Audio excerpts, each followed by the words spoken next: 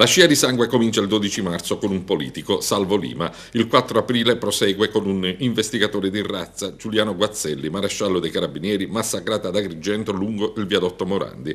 Poi i due botti, il 21 maggio la strage Capaci e il 19 luglio quella di Via D'Amelio.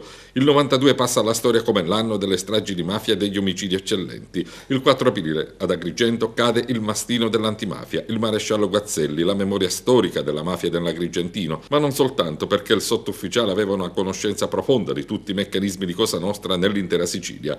Quel giorno di 20 anni fa era un sabato, vigilia delle elezioni politiche, le ultime della Prima Repubblica. Come ogni giorno Guazzelli, dopo aver lasciato la caserma, si avvia con la sua ritmo color verde verso Menfi, dove abita con la famiglia. Lo precede un furgoncino bianco. Giunto alla fine del viadotto Morandi, gli sportelli del furgoncino si aprono ed è l'inferno. Il corpo di Giuliano Guazzelli viene raggiunto da decine e decine di colpi. Sul posto, poco dopo, arriva un distrutto Paolo Borsellino. La sera piomba il ministro degli interni, Scotti, che presiede un vertice dell'ordine pubblico. Ai funerali a Menfi presente anche il capo dello Stato Francesco Cossiga.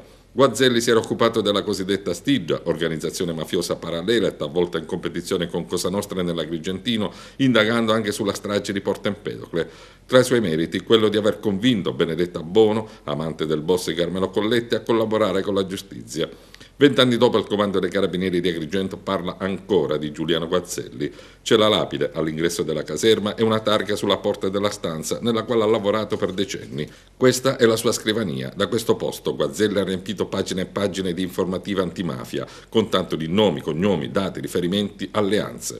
Note che finivano sui tavoli di Rosario Livatino, Giovanni Falcone e Paolo Borsellino, tutti e tre, come Guazzelli, uccisi dalla mafia, con i quali aveva intessuto anche rapporti di amicizia che andavano al di là del lavoro. E qualcuno lo ha visto piangere come un bambino ai funerali di Rosario Livatino, a Canicattì. Un carabiniere, Giuliano Guazzelli, con la schiena dritta.